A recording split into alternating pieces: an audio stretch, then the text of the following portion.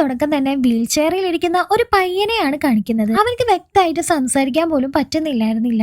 അവനൊരു ഡിവൈസിന്റെ സഹായത്തോടു കൂടിയാണ് ഡോക്ടറോട് സംസാരിക്കുന്നത്. ചെയ്തു തീർക്കാൻ പറ്റാത്ത ഒരു കാര്യത്തിന്റെ കുറ്റബോധം കൊണ്ടാണ് ഇങ്ങനെയെന്ന് ഡോക്ടറോട് അവൻ പറയുന്നുണ്ട്. പിന്നീട് ഒരു ഫ്ലാഷ് ബാക്ക് ആണ് കാണിക്കുന്നത്. കാറിൽ പോകുന്ന പീറ്ററിനെയും അവന്റെ വൈഫായിട്ടുള്ള അരുന്ധതിയെയും കാണിക്കുന്നുണ്ട്. അരുന്ധതി കുറച്ച് ഡിപ്രഷനിലായിരുന്നു. അവള് വീണ്ടും ജോലിയിൽ ജോയിൻ ചെയ്യാനായിട്ട് പോകാണ്. പീറ്റർ അത് അനാവശ്യമാണെന്നാണ് പറയുന്നത്. കാരണം അവൾക്ക് ഇഷ്ടപ്പെടാത്ത ആരോ ഒരാള് അവിടെ ഉണ്ടാകും. അവനെ കണ്ടാൽ നിനക്ക് പ്രശ്നമാവില്ലെന്നാണ് അവൻ ചോദിക്കുന്നത്. എന്നാൽ ഇതിൽ നിന്ന് എങ്ങനെയെങ്കിലും എനിക്ക് പുറത്തു വരണമെന്ന് അരുന്ധതി പറയുന്നുണ്ട്. അവരങ്ങനെ പുതിയ വീട്ടിലേക്ക് എത്തിയേക്കാണ്. ഇപ്പൊ പ്രകാശ് എന്ന് പറഞ്ഞ ഒരാളെയാണ് കാണിക്കുന്നത്. അവന്റെ ഭാര്യക്ക് ഒരു അസുഖം ഉണ്ടായിരുന്നു. അതുകൊണ്ട് തന്നെ എല്ലാ ദിവസവും അവൾക്കൊരു ഇഞ്ചക്ഷൻ എടുക്കേണ്ടതായിട്ടുണ്ട്. അവൾക്ക് ഈ ഒരു മരുന്നിനോടും ട്രീറ്റ്മെന്റ്സിനോടും ഒക്കെ മടുപ്പ് വന്നിട്ടുണ്ടായിരുന്നു. ഒന്ന് മരിച്ചു കിട്ടിയാൽ മതിയെന്ന് മാത്രമാണ് ഇപ്പൊ മനസ്സിലുള്ളത്. എല്ലാ ദിവസവും അത് ഇവള് പ്രകാശിനോട് പറയുന്നുമുണ്ട്. എന്നാൽ ഇത് ചോദിച്ചിട്ട് പ്രത്യേകിച്ച് പ്രയോജനം ഒന്നും ഇല്ലാന്നു. നീ ഒന്ന് ക്ഷമിക്ക്, എനിക്ക് ടൈം തായോ, നിന്റെ അസുഖം മുഴുവൻ ഞാൻ മാറ്റിയെടുക്കുമെന്ന് അവളോട് പ്രകാശ് ഉറപ്പ് നൽകുന്നുണ്ട്. ഹോസ്പിറ്റലിൽ പോകുന്ന സമയത്ത് തന്റെ ഭാര്യയെയും കൂട്ടിക്കൊണ്ടാണ് അവൻ പോകാറ്. പക്ഷെ പുറത്തു പോകുന്നതിലൊന്നും അവൾക്ക് തീരെ താല്പര്യം ഉണ്ടായിരുന്നില്ല. കാരണം അവളുടെ വയ്യായ കൊണ്ട് തന്നെ ആരോട് തന്നെ അവൾക്ക് സംസാരിക്കാനായിട്ട് പറ്റത്തില്ലായിരുന്നു. ആ ഒരു ഹോസ്പിറ്റലിലുള്ള എല്ലാവർക്കും തന്നെ ഇവന്റെ ഭാര്യക്ക് അസുഖമുള്ള കാര്യം അറിയാവുന്നതുകൊണ്ട് അവളോടൊന്നും സംസാരിക്കാൻ വരില്ല. ഈ പേടിക്കേണ്ടെന്ന് പറഞ്ഞിട്ടാണ് പ്രകാശ് അവളെയും കൂട്ടിക്കൊണ്ട് ഹോസ്പിറ്റലിലേക്ക് പോകുന്നത്. അരുന്ധതി ഇപ്പോ പീറ്ററിനോട് കൂടുതൽ അറ്റാച്ച്ഡ് ആവാൻ വേണ്ടി ശ്രമിക്കുന്നുണ്ടെങ്കിലും അവരൊന്നാവാൻ പോകുന്ന സമയത്ത് അവൾക്ക് പ്രകാശിന്റെ മുഖം ഓർമ്മ വരാണ്. അവള് വീണ്ടും ഡിപ്രഷനിലോട്ട് പോകുന്നുണ്ട്. എന്തോ കാര്യങ്ങളെല്ലാം അവളുടെ മൈൻഡിലൂടെ പാസ്സായി പോകുന്നുണ്ട്. അതുകൊണ്ട് തന്നെ പീറ്ററിന് അവള് ഒരു അടി കൊടുക്കാണ്. പക്ഷെ ഇത് പീറ്ററിന് വലിയ പ്രശ്നമായിട്ടുള്ള കാര്യമായിരുന്നില്ല. കാരണം അവളെ കുറിച്ചുള്ള എല്ലാ കാര്യങ്ങളും അവനക്ക് അറിയായിരുന്നു. അവളെ നെഞ്ചോട് ചേർത്ത് അവന് കുഴപ്പമൊന്നുമില്ല, ശരീരം കൊണ്ടല്ല മനസ്സുകൊണ്ട് നമ്മൾ ഒന്നല്ലേ, അത് മതി എന്ന് അവൻ അവളോട് പറയുന്നുണ്ട്. എന്തെങ്കിലും ഒരു ദിവസം ഇതെല്ലാം ശരിയാകുമെന്നാണ് പീറ്റർ ചിന്തിക്കുന്നത്. MCH എന്ന് പറഞ്ഞ ഒരു മൾട്ടി സ്പെഷ്യാലിറ്റി ഹോസ്പിറ്റലിലെ CEO ആയിരുന്നു ഗോപിനാഥ്. ചുരുങ്ങിയ കാലയളവിലാണ് ഇതൊരു മൾട്ടി സ്പെഷ്യാലിറ്റി ഹോസ്പിറ്റലായിട്ട് മാറിയത്. അതുകൊണ്ട് തന്നെ ഒരു CEOനെ ഇന്റർവ്യൂ ചെയ്യുന്നതെല്ലാം ഉണ്ട്. പക്ഷെ ആ ഒരു ഹോസ്പിറ്റലിന്റെ മുന്നിലായിട്ട് മസ്തിഷ്ക മരണം ഇവര് തന്നെയാണ് ഉണ്ടാക്കുന്നതെന്ന് പറഞ്ഞ് കുറച്ച് സമരക്കാരുണ്ടായിരുന്നു. ഒരു സെക്യൂരിറ്റിയെ വിളിച്ച് ഈ ഒരു CEO അവരെ ഒഴിവാക്കാനായിട്ട് പറയുന്നുണ്ട്. എന്നാൽ മീഡിയക്കാരെ ഇടപെട്ടത് കൊണ്ടാണ് ആ ഒരു സെക്യൂരിറ്റി ഇതിൽ ഇടപെടാതിരിക്കുന്നത്. ആ ഒരു മീഡിയക്കാരെ എല്ലാം ഈ CEO ഡീൽ ചെയ്തോണ്ട് നീ പറഞ്ഞത് ചെയ്യാനായിട്ട് അയാളോട് പറയുന്നുണ്ട്. സെക്യൂരിറ്റിയോട് അവിടെയുള്ള കുറച്ച് സ്റ്റോക്ക് ഇന്ന് രാത്രി മാറ്റണമെന്ന് ആ ഒരു CEO പറയുന്നുണ്ട്. അത് CCTVയിൽ പതിയാതെ വേണം മാറ്റാനായിട്ടെന്നും അവര് പ്ലാൻ ചെയ്യുന്നുണ്ട്. സന്തോഷ് എന്ന് പറഞ്ഞ ഒരാളെയാണ് ഈ ഒരു സ്റ്റോക്ക് ക്ലിയർ ചെയ്യാനായിട്ട് ഏർപ്പാടാക്കിയിരിക്കുന്നത്. അന്ന് രാത്രി സന്തോഷാണ് നൈറ്റ് ഡ്യൂട്ടിയിൽ നിന്നതെന്ന് മനസ്സിലാക്കിയ ചീഫ് നഴ്സ് എന്തിനാണ് ഞാൻ ഏൽപ്പിക്കാത്ത ഒരാള് അന്ന് നിന്നത്, ഞാൻ ഫാത്തിമയെ അല്ല ഏൽപ്പിച്ചിരുന്നത് നൈറ്റ് ഡ്യൂട്ടിക്ക്, അവള് തന്നെ നിന്നാ മതി എന്ന് പറയുന്നത്. ഇപ്പൊ ഒരു വയസ്സായ റോസമ്മ എന്ന് പറഞ്ഞ മുത്തശ്ശി ബസറിലെ സൗണ്ട് അടിച്ചതും ഈ ഒരു ചീഫ് നേഴ്സ് അങ്ങോട്ട് പോയി അന്വേഷിക്കുന്നുണ്ട്. മരുമകൾ എടുത്തുണ്ടായിട്ട് പോലും ആ ഒരു മുത്തശ്ശി വെറുതെ ഇങ്ങനെ ബസറിൽ അടിച്ചു കളിക്കുമായിരുന്നു. ഇങ്ങനെ ബസറിൽ എന്തെങ്കിലും ക്രിട്ടിക്കൽ സിറ്റുവേഷൻ ഉണ്ടായാൽ മാത്രം അടിച്ചാൽ മതി എന്നും പറഞ്ഞ് ചീഫ് നേഴ്സ് അവിടെ നിന്ന് പോകുന്നുണ്ട്. പ്രകാശ് ഇപ്പൊ തന്റെ ഭാര്യയെയും കൂട്ടിക്കൊണ്ട് ഹോസ്പിറ്റലിൽ എത്തുന്നുണ്ട്. നേരെ അവന്റെ റെസ്റ്റ് റൂമിലേക്കാണ് അവര് പോകുന്നത്. അവൾക്ക് വായിക്കാനായ ഒരു ബുക്കും അവൻ കൊണ്ടുവന്നിട്ടുണ്ടായിരുന്നു. ഭാര്യയോട് അവിടെ റെസ്റ്റ് എടുക്കാൻ പറഞ്ഞിട്ട് പ്രകാശും റൗണ്ട്സിന് വേണ്ടി പോകുന്നുണ്ട്. പ്രകാശ് അവന്റെ പേഷ്യന്റ് ആയിട്ടുള്ള ഒരു ശ്വാസം മുട്ടലുള്ള ആളെ പോയി കണ്ട് ആൾക്ക് വേണ്ട ട്രീറ്റ്മെന്റ് ഒക്കെ കൊടുക്കാനായി നഴ്സിനോട് പറയുന്നുണ്ട്. നിഖിൽ എന്ന് പറഞ്ഞ ഒരു ജൂനിയർ ഡോക്ടർ, അവൻ കുറച്ച് തരികിട പാർട്ടി ആയിരുന്നു. എല്ലാ പെൺകുട്ടികളോടും ഭയങ്കര ഫ്ലോട്ടിംഗ് ആണ്. അങ്ങനെയാണ് റിസപ്ഷനിൽ ഇരിക്കുന്ന ഫാത്തിമ എന്ന് പറഞ്ഞ ഒരു പെണ്ണിനായിട്ട് അവൻ ഫ്ലോട്ട് ചെയ്യാനായിട്ട് നോക്കുന്നത് അഭിരാമി കാണുന്നത്. ഈ അഭിരാമി നിഖിലും തമ്മിൽ എന്തോ സ്നേഹത്തിലാണെന്ന് തോന്നുന്നു. അവനിങ്ങനെ ഫ്ലോട്ട് ചെയ്യാൻ നിൽക്കുന്നതുകൊണ്ട് തന്നെ അഭിരാമി അവിടെ നിന്ന് പിണങ്ങി പോകുന്നുണ്ട്. നിഖിലും അവളുടെ പിന്നാലെ പോവാണ്. ചീഫ് നേഴ്സ് ഇപ്പോ ക്ലീനിങ് സ്റ്റാഫിന് കുറച്ച് പൈസ കൊണ്ടു കൊടുത്ത് മകളുടെ ഫീസ് അടക്കാൻ വേണ്ടി പറയുന്നുണ്ട്. പ്രകാശ് റൗണ്ട്സ് ഒക്കെ കഴിഞ്ഞ് തിരിച്ചു പോകുന്ന സമയത്ത് ഓപ്പോസിറ്റ് സൈഡിലൂടെ അരുന്ധതി വരുന്നുണ്ടായിരുന്നു. രണ്ടുപേരും മുഖത്തോട് മുഖം നോക്കുന്നുണ്ട്. പ്രകാശ് അരുന്ധതിയെ കണ്ട ആ ഒരു ഷോക്കിലായിരുന്നു. കാരണം ഇന്നാണ് അവള് റീജോയിൻ ചെയ്തിരിക്കുന്നത്. അരുന്ധതിയും പ്രകാശും ഒരേ സ്ഥലത്ത് തന്നെയായിരുന്നു വർക്ക് ചെയ്തുകൊണ്ടിരുന്നിരുന്നത്. അവര് കണ്ട് പരസ്പരം സ്നേഹിക്കുന്നുണ്ട്. ഒരു ദിവസം രണ്ടുപേരുടെ താല്പര്യത്തോടെ അവരൊന്നാകുന്നുണ്ട്. പ്രകാശ് അവളെ അവന്റെ വീട്ടിലേക്ക് കൊണ്ടുപോകുന്നുണ്ട്. എന്നാൽ ജാതിയുടെയും മതത്തിന്റെയും പേര് പറഞ്ഞ് പ്രകാശിന്റെ വീട്ടുകാര് അവരുടെ കല്യാണത്തിന് സമ്മതിക്കുന്നില്ല. അങ്ങനെ അവിടെ വലിയ വഴക്കാവുന്നുണ്ട്. അവിടെ നിന്നും രണ്ടുപേരും അന്ന് ഇറങ്ങി വരുന്നുണ്ട്. പിന്നീട് രണ്ടുപേരും കൂടി പിരിയാമെന്ന് തീരുമാനമെടുക്കുന്നുണ്ട്. കാരണം പ്രകാശിന്റെ അമ്മ ഒരു ഹാർട്ട് പേഷ്യന്റ് ആയിരുന്നു. അമ്മയാണ് ഈ ലോകത്ത് അവൻ ഏറ്റവും കൂടുതൽ സ്നേഹിക്കുന്നത്. അമ്മക്ക് വേണ്ടിയിട്ടാണ് അവനൊരു ഡോക്ടർ ആയതുപോലും. അതുകൊണ്ട് അമ്മയെ വിഷമിപ്പിക്കാൻ പറ്റാത്തത് കൊണ്ടാണ് ഇവര് രണ്ടുപേരും പരസ്പരം തീരുമാനിച്ച് പിരിഞ്ഞത്. പിന്നീടാണ് അരുന്ധതി പ്രഗ്നന്റ് ആണെന്നുള്ള വിവരം അവൾ അറിയുന്നത്. ആ ഒരു കാര്യം പ്രകാശിന് അറിയില്ലായിരുന്നു. അവനെ ഒരുപാട് അരുന്ധതി തിരിച്ചു വിളിക്കുന്നുണ്ടെങ്കിലും നമ്മ രണ്ടുപേരും കൂടി എടുത്ത തീരുമാനമല്ലേ ഇത്, നീ ഒന്ന് വെച്ചിട്ട് പോകാൻ പറഞ്ഞ അവൻ ദേഷ്യത്തോടു കൂടി ഫോൺ കട്ട് ചെയ്യാണ് ചെയ്തത്. ആ ഒരു ടൈമിൽ അരുന്ധതി അരുന്ധതിക്ക് അബോട്ടായി പോകുന്നുണ്ട്. പ്രകാശ് വർക്കെല്ലാം കഴിഞ്ഞ് തിരിച്ചെത്തിയതും അവന്റെ ഭാര്യ ഉറങ്ങിയിട്ടുണ്ടായിരുന്നില്ല. അവൾക്ക് രാത്രി മരുന്ന് കഴിച്ചാൽ പോലും ഉറക്കം കിട്ടില്ലായിരുന്നു. പ്രകാശ് ഫ്രഷ് ആവാൻ വേണ്ടി പോകുന്ന സമയത്ത് അവന്റെ പിന്നിലായിട്ട് അരുന്ധതി നിൽക്കുന്നത് പോലെ അവനക്ക് തോന്നുന്നുണ്ട്. ആ ഒരു കുറ്റബോധം എപ്പോഴും അവനെ അലട്ടുന്നുണ്ടായിരുന്നു. സന്തോഷിന് സെക്യൂരിറ്റി ക്ലിയർ ചെയ്യേണ്ട സ്റ്റോക്കിന്റെ ഡീറ്റെയിൽസ് ഒക്കെ കൊടുക്കുന്നുണ്ട്.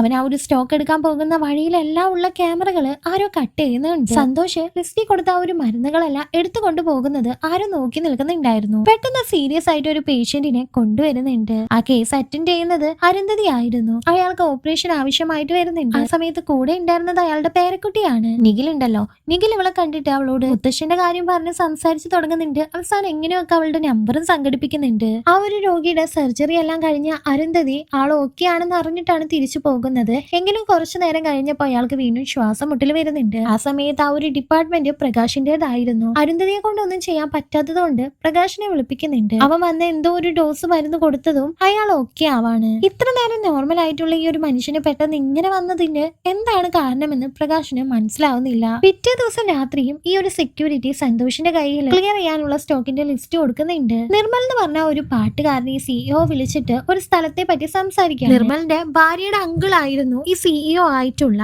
ഗോപിനാഥ്. നിർമ്മലിന്റെ അച്ഛന്റെ ആ ഒരു സ്ഥലമായിരുന്നു അത്. അവൻക്ക് ഇമോഷണലി കുറച്ച് കണക്ഷൻ ഉള്ളത് കൊണ്ടാണ് എത്ര കോടി തരാമെന്ന് പറഞ്ഞിട്ട് അവൻ ആ ഒരു സ്ഥലം വിൽക്കാത്തത്. ഈ സിഇഒക്കാണെങ്കിൽ എങ്ങനെങ്കിലും ആ ഒരു സ്ഥലം കിട്ടിയേ പറ്റുള്ളൂ. ഈ ഒരു കാര്യം പറഞ്ഞ് ഇനി എന്നെ വിളിക്കരുതെന്നും പറഞ്ഞിട്ടാണ് നിർമ്മല് ഫോൺ കട്ട് ചെയ്യുന്നത്. നിർമ്മലിന് ഇപ്പൊ നടുവെട്ടി എന്നും പറഞ്ഞ് ആ ഒരു ഹോസ്പിറ്റലിലേക്ക് കൊണ്ടുവരുന്നുണ്ട്. ഇപ്പൊ മാറ്റിവെക്കാനുള്ള സർജറി ഉടനെ തന്നെ ചെയ്യണമെന്ന് ഡോക്ടർ പറയുമ്പോ നിർമ്മലിന്റെ വൈഫ് എന്റെ അങ്കിള് ഇവിടുത്തെ സിഇഒ ആണ്, ആളോട് ചോദിക്കട്ടെ എന്നാണ് പറയുന്നത്. എന്നാൽ സിഇഒ അല്ല ഈ കാര്യങ്ങൾ തീരുമാനിക്കുന്നത്, ഡോക്ടേഴ്സ് ആണ്. വേഗം സൈൻ ചെയ്താൽ ഭർത്താവിന് ജീവനോടെ കിട്ടുന്നു പറഞ്ഞതുകൊണ്ട് തന്നെ ആ ഒരു ഭാര്യ സൈൻ ചെയ്ത് കൊടുക്കുന്നുണ്ട്. ഇതിനോടകം നിഖില് ആ ടിജി എന്ന് പറഞ്ഞ ആ ഒരു പെൺകുട്ടിയായിട്ട് ഒരുപാട് ഫ്രണ്ട്ഷിപ്പ് ക്രിയേറ്റ് ചെയ്തിട്ടുണ്ടായിരുന്നു. രാത്രി സമയം അവൻ വിളിച്ച് അവളോട് ടെറസിലേക്ക് വരാൻ ആവശ്യപ്പെടുന്നുണ്ട്. അവളും അവൻ പറഞ്ഞതുപോലെ തന്നെ ടെറസിലേക്ക് പോകുന്നുണ്ട്. ഈ സമയത്ത് അവളുടെ അപ്പൂപ്പന്റെ അടുത്ത് ആരും തന്നെ ഉണ്ടായിരുന്നില്ല. ചീഫ് നഴ്സ് ഇപ്പൊ ആ ഒരു ക്ലീനിങ് സ്റ്റാഫിനോട് എന്തോ ഒരു കാര്യം ശരിയായി എന്നുള്ള മട്ടില് തലയാട്ടാണ്. മുകളിലെത്തിയ ടിജിയോട് നിഖില് വന്ന് സംസാരിക്കുന്നുണ്ട്. അവളെ തൊട്ടും തലോടിയൊക്കെ നിൽക്കുന്നത് കൊണ്ട് അവൾക്ക് എന്തോ അൺകംഫർട്ടബിലിറ്റി തോന്നിയുകൊണ്ട് അവൾ താഴേക്ക് തന്നെ പോകുന്നുണ്ട്.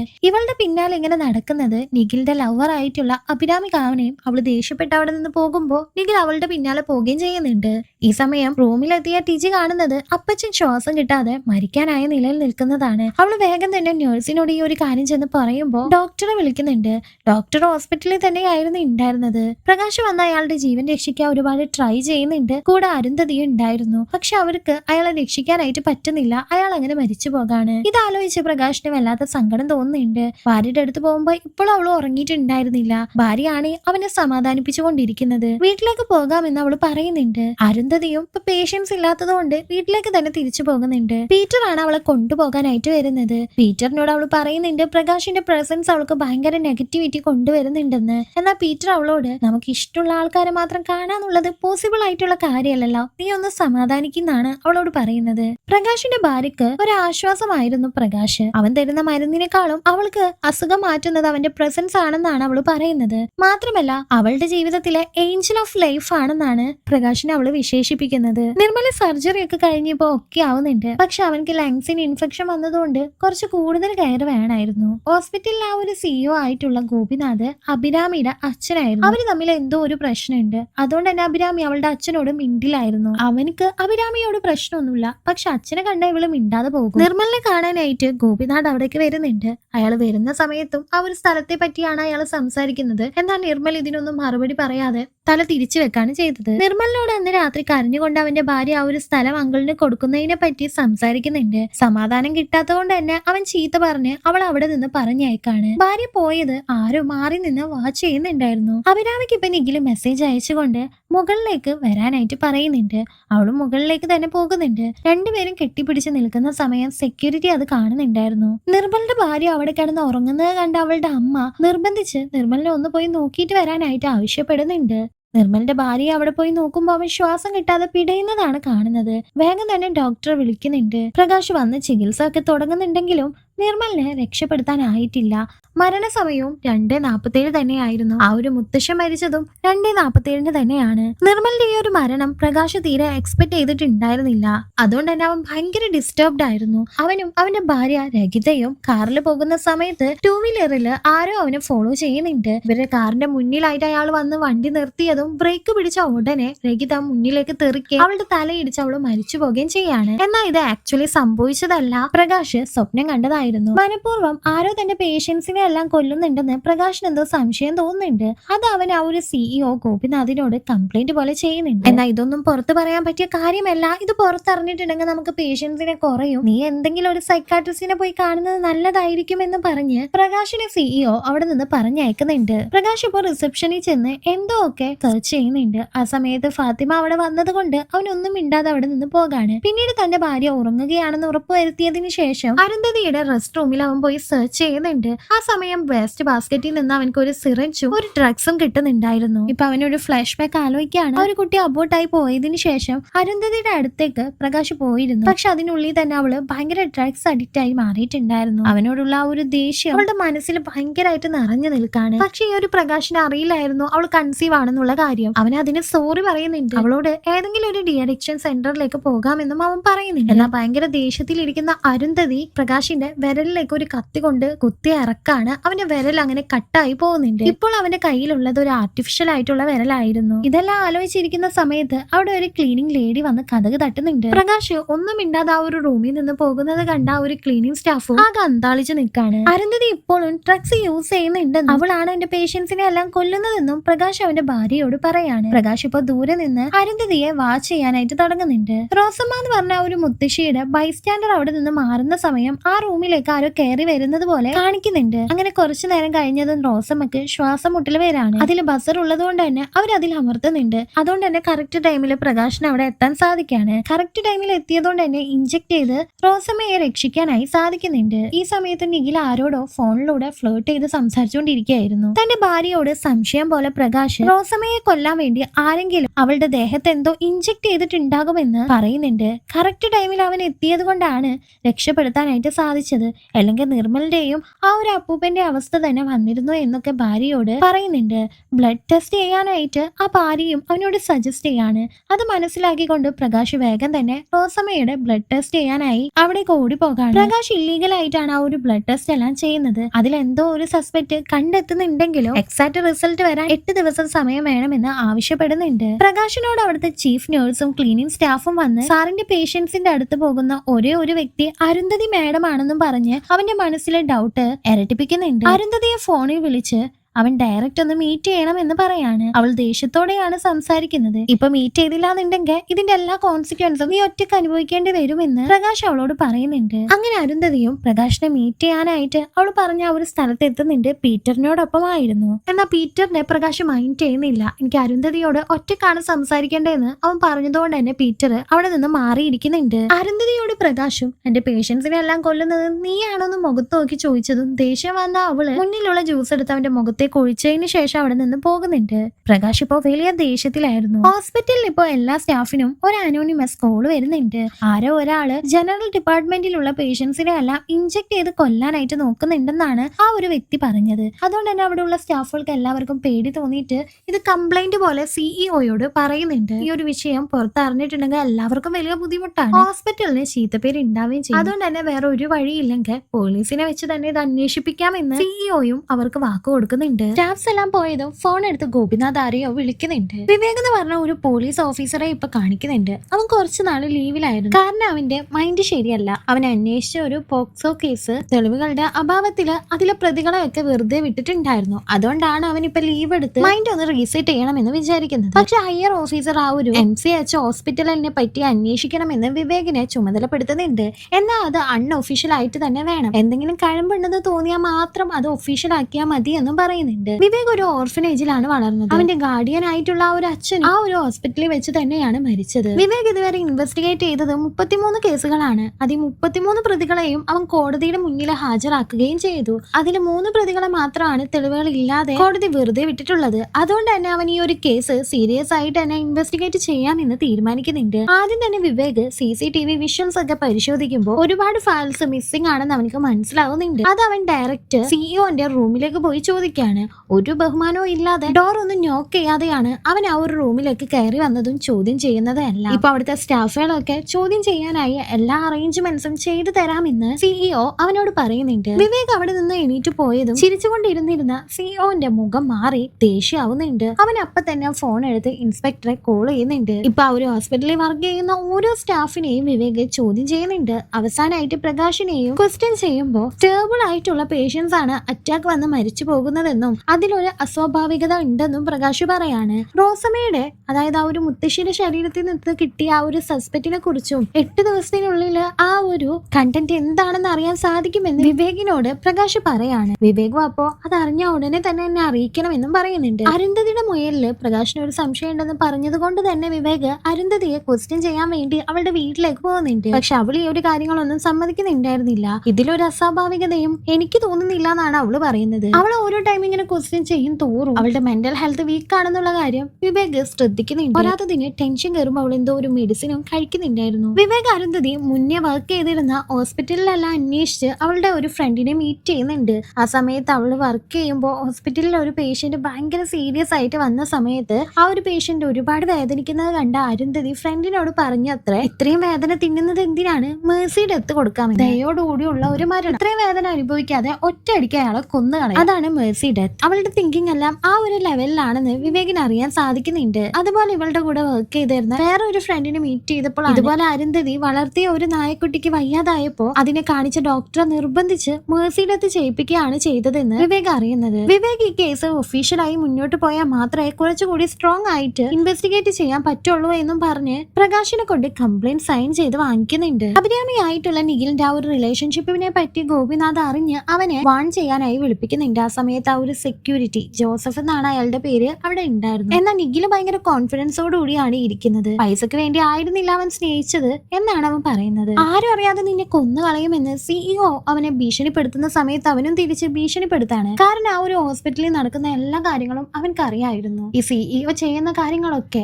അതായത് എക്സ്പയറി ഡേറ്റ് കഴിഞ്ഞ മെഡിസിൻസും ഡ്രഗ്സും വാക്സിൻസും ഒക്കെ ഹോസ്പിറ്റലിൽ വിൽക്കുന്നുണ്ടെന്നുള്ള കാര്യം അത് പറയേണ്ടെന്നുണ്ടെങ്കിൽ ഈ ഇല്ലീഗൽ ആക്ടിവിറ്റീസിൽ നിന്നൊക്കെ ഇവർക്ക് കിട്ടുന്ന പ്രോഫിറ്റിൽ നിന്ന് 20% നിഖിലിന് കൊടുക്കണം എന്നൊരു ഡീല് പറഞ്ഞതിന് ശേഷമാണ് അവൻ അവിടെ നിന്ന് എഴുന്നേറ്റ് പോകുന്നത്. അരുന്ധതി പറയുന്നതെല്ലാം സത്യമാണോ എന്ന് അറിയാൻ വേണ്ടി ഒരു ലൈ ഡിറ്റക്റ്റിംഗ് ടെസ്റ്റ് അവൾക്ക് നടത്തുന്നുണ്ട്. അത് അഗ്രി ചെയ്ത് അവൾ സൈൻ ചെയ്ത് കൊടുക്കുന്നുമുണ്ട്. പക്ഷെ ഇത്രയും പെട്ടെന്ന് ഇങ്ങനെ ഒരു നീക്കം ചെയ്തതുകൊണ്ട് തന്നെ അവന്റെ ഹയർ ഓഫീസർ വിവേകിനെ വിളിച്ച് ചീത്ത പറയാണ്. ആ സമയത്ത് വിവേക് പറയുന്നത് ചിന്തിച്ച് നിൽക്കാൻ നേരെ ഇല്ലാന്നോ, ഇങ്ങനെ ഫാസ്റ്റ് ആയിട്ട് കാര്യങ്ങൾ ചെയ്താലേ ഫാസ്റ്റ് ആയിട്ടുള്ള റിസൾട്ട് ഉണ്ടാവുള്ളൂ എന്നാണ്. അങ്ങനെ ആ ഒരു ടെസ്റ്റ് എടുക്കുന്ന സമയത്ത് പ്രകാശിനോട് വൈരാഗ്യമുണ്ടോ എന്ന് ചോദിക്കുമ്പോൾ അവൾ ഇല്ല എന്നാണ് പറയുന്നത്. പക്ഷെ അത് നുണയാണെന്ന് ആ ഒരു ഡിക്റ്റേറ്റ് ചെയ്യുന്ന ആള് വിവേകിനോട് പറയുന്നുണ്ട്. വീണ്ടും പ്രകാശിനെ കുറിച്ച് ചോദിക്കുമ്പോൾ അവൾക്ക് അത് മെന്റലി അക്സെപ്റ്റ് ചെയ്യാൻ പറ്റാതെ അവിടെ ഇരിക്കാൻ പറ്റാത്തത് കൊണ്ട് എല്ലാം വലിച്ചു പറിച്ചെറിഞ്ഞ് അവൾ പീറ്ററിനെ പോയി കെട്ടിപ്പിടിക്കുന്നുണ്ട്. വ്യക്തമായിട്ടൊന്നും തെളിയാത്തത് കൊണ്ട് തന്നെ വിവേക് തീരുമാനിക്കാണ് അരുന്ധതിയെ കസ്റ്റഡിയിൽ എടുത്താലേ ഇനി മുന്നോട്ടുള്ള അന്വേഷണം പോകുള്ളൂ എന്ന്. കാരണം അരുന്ധതിക്ക് പ്രകാശിനോട് വൈരാഗ്യമുണ്ടെന്ന് വിവേകിന് മനസ്സിലാവുന്നുണ്ട്. ആ ഹോസ്പിറ്റലിൽ വർക്ക് ചെയ്യുന്ന ആ ഒരു ചീഫ് നഴ്സ് ഒരാൾക്ക് എന്തോ ഒരു പൊതി കൊടുക്കുന്നത് പ്രകാശ് കാണുന്നുണ്ട്. പ്രകാശ് ആളെ ഫോളോ ചെയ്ത് അത് എന്താണെന്ന് നോക്കുമ്പോ അരുന്ധതിയുടെ റൂമിൽ നിന്ന് കിട്ടിയ ആ ഒരു ഡ്രഗ്സ് ആണ് അതെന്ന് മനസ്സിലാവുന്നുണ്ട്. ഇപ്പൊ ആ ഒരു നഴ്സിനെ വിളിച്ച് ചോദ്യം ചെയ്യുമ്പോഴാണ് അത് അവളുടെ മകനായിരുന്നു എന്നും അവൻ ഭയങ്കര ഡ്രഗ്സ് അഡിക്റ്റ് ആയതുകൊണ്ട് അത് കിട്ടിയില്ലെങ്കിൽ അവളെ തല്ലുമായിരുന്നു, അതുകൊണ്ടാണ് ഹോസ്പിറ്റലിൽ ആരും അറിയാതെ ആ ഒരു അവനെടുത്ത് കൊടുത്തിരുന്നത്. അതിന് അവളെ ഹെൽപ്പ് ചെയ്തിരുന്നത് ആ ഒരു ക്ലീനിങ് ലേഡി ആയിരുന്നു. ഒരുപാട് സ്ഥലത്ത് ഒളിപ്പിച്ചു വെച്ചിട്ടാണ് ഇവർ ഈ ഒരു ഡ്രഗ്സ് കൈക്കലാക്കാറുള്ളത്. അങ്ങനെയാണ് അരുന്ധതിയുടെ ആ റൂമില് അവൾ ആ ഒരു ഡ്രഗ്സ് കൊണ്ടുവച്ചപ്പോ അത് പ്രകാശ് കണ്ട് അരുന്ധതിയെ തെറ്റിദ്ധരിച്ചത്. ഒരു ദിവസം ഇവർ രണ്ടുപേരും ഇങ്ങനെ ചെയ്യുന്നത് അരുന്ധതി കാണുണ്ടായി. അവൾ റിപ്പോർട്ട് ചെയ്യാതിരിക്കാൻ വേണ്ടിയിട്ടാണ് ഇവർ രണ്ടുപേരും വന്ന അന്ന് അരുന്ധതിയെ ഒറ്റുകൊടുക്കുന്ന രീതിയിൽ പ്രകാശിനോട് സംസാരിച്ചതെല്ലാം. പ്രകാശിനിപ്പോ താൻ വെറുതെയാണ് അരുന്ധതിയെ സംശയിച്ചതെന്ന് മനസ്സിലാവുന്നുണ്ട്. ഇപ്പൊ ടെസ്റ്റ് ചെയ്യാൻ കൊടുത്ത ബ്ലഡ് റിസൾട്ട് വരുന്നുണ്ട്. അതിൽ നിന്ന് എന്ത് കോമെന്ന് അവർക്ക് മനസ്സിലാവുന്നുണ്ട്. അനസ്തേഷ്യക്ക് പകരം യൂസ് ചെയ്യുന്ന ഒന്നായിരുന്നു ഈ ആളുകളെ കൊന്നുകളയാൻ വേണ്ടി ഉപയോഗിക്കുന്നത്.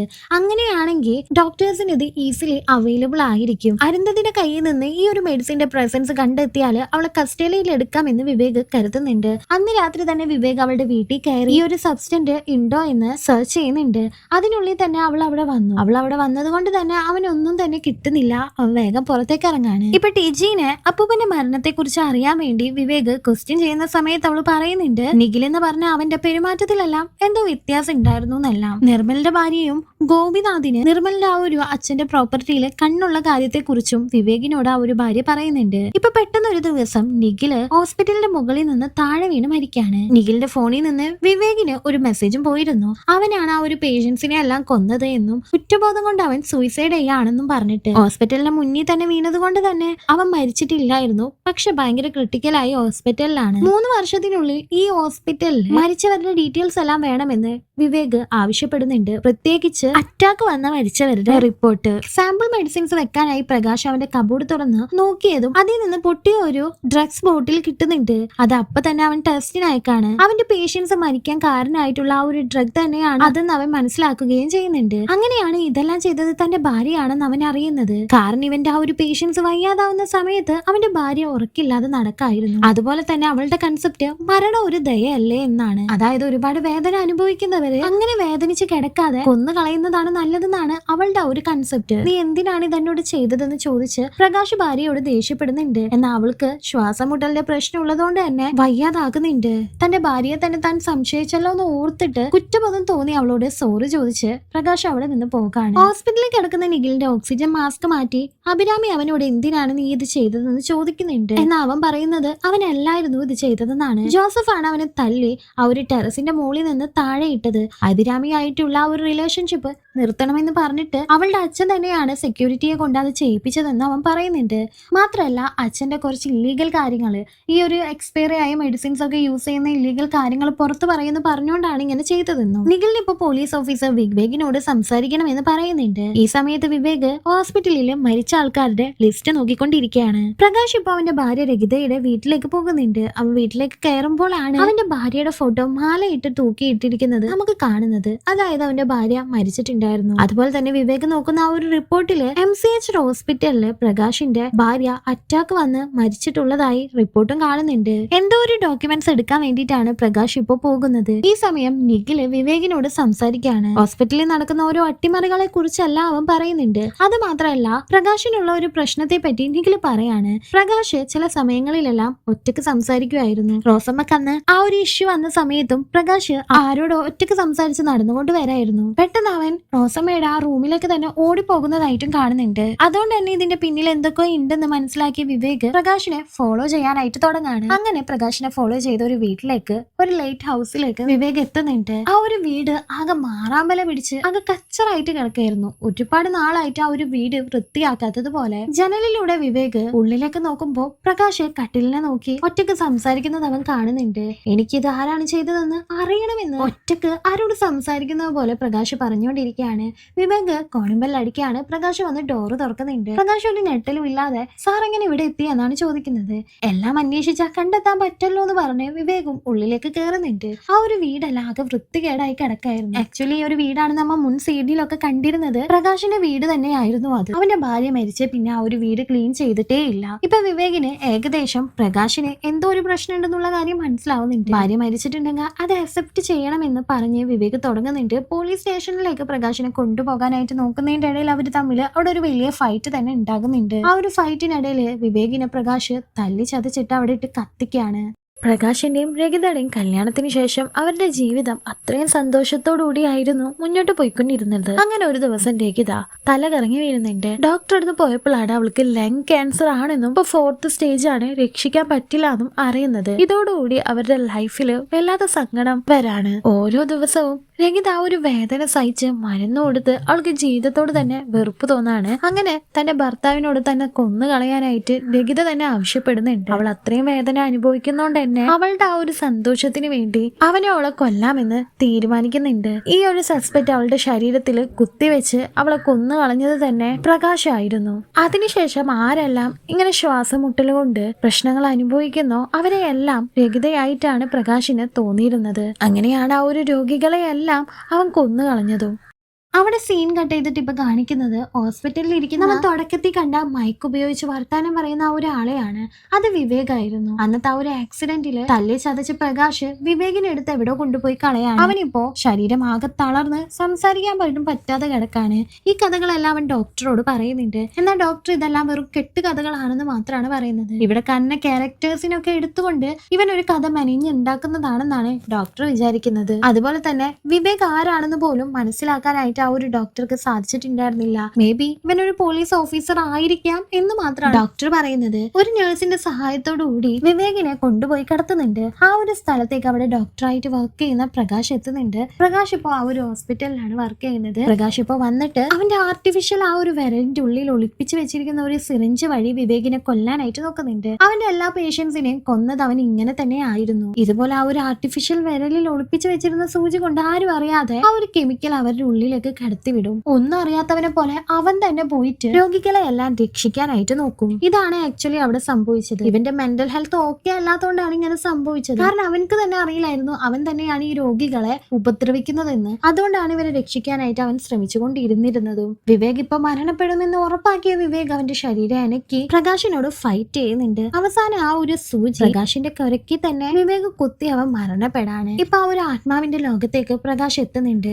അവിടെ അവനെയും കാത്ത അവന്റെ ഭാര്യ നിൽക്കുന്നുണ്ടായിരുന്നു. ഭാര്യ മാത്രല്ല അവൻ കൊന്ന ബാക്കി 3 പേരും. അന്ന് ഇവനും ഭാര്യയും വണ്ടി പോകുന്ന സമയത്ത് ഭാര്യക്ക് ആക്സിഡന്റ് ആയി ഒരാൾ ബൈക്കിൽ വന്നതുപോലെ കണ്ടു എന്നെല്ലാം പറഞ്ഞില്ലേ, ആ ഒരാളെയും ഇവൻ കൊന്നു കളഞ്ഞത് തന്നെയായിരുന്നു. അവന്റെ മനസ്സിൽ തോന്നിയ ഇല്യൂഷൻസ് ആണ് അതെല്ലാം. പെട്ടെന്ന് അവൻ മരിക്കാതെ അവനക്ക് ജീവൻ വരുന്നത് കാണിച്ചിട്ടാണ് ഈ ഒരു മൂവി അവസാനിക്കുന്നത്. നിങ്ങൾക്ക് ഈ ഒരു മൂവി ഇഷ്ടപ്പെട്ടോ ഇല്ലേന്നൊന്ന് കമന്റ് ചെയ്തേക്കണേ. താങ്ക്